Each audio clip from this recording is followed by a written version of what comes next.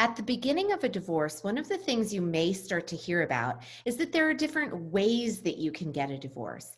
You can have a litigated divorce. That's what you might think about with a courtroom, even though you can settle outside of court as well. Or you might have heard of mediation. That happens in a room with the two of you and a mediator. Or you might want to know a little bit more about collaborative divorce, and that's what we're here to talk about today. Collaborative divorce is somewhere in between litigation and mediation. You have your own lawyer who's an active participant in the process, but you still stay out of court. It's because this has some of the benefits of litigation and some of the benefits of mediation that collaborative can be something that's worth considering, but it can also lead to a little bit of confusion about exactly when you should choose collaborative. Now, when I talk about the benefits of litigation, one of the benefits that I'm referring to is the fact that when you can't reach a decision, there's a judge there to make a decision. In a collaborative, instead of a judge, what you actually have is a team of experts that support you and teach you how to make that decision.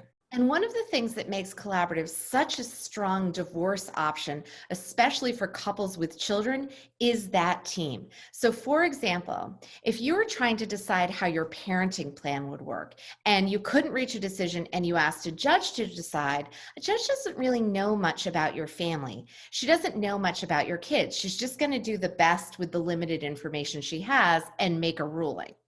But in the collaborative context, you have a team of people who are trained in children, how divorce affects children, how children's needs change developmentally over time. So you can get a parenting plan that's really keyed in to the specifics of your family and what your family needs. Another thing that I like about collaborative is that it keeps you out of court, just like mediation, but you have your own lawyer, and your own lawyer is actively involved. Let me give you an example of how this plays out. For some of our clients that are thinking about mediation, they want to stay out of court, but they are just don't like the idea of sitting in a room alone with a mediator and their spouse that they might not be getting along with, right? In a collaborative, your lawyer is there by your side, but your lawyer is designed to support the fact that everyone's committed to staying out of court.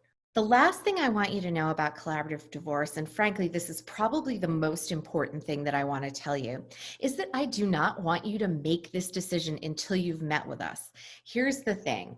There's a reason that the lawyers in our firm practice all approaches to divorce: collaborative, mediation, and litigation.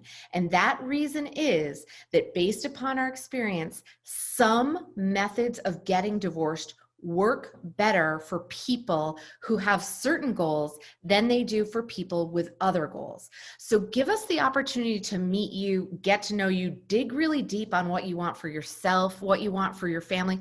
I'm not talking 50% of the property. I'm talking about like the life you want to create. And then we'll decide the approach that is going to get you there.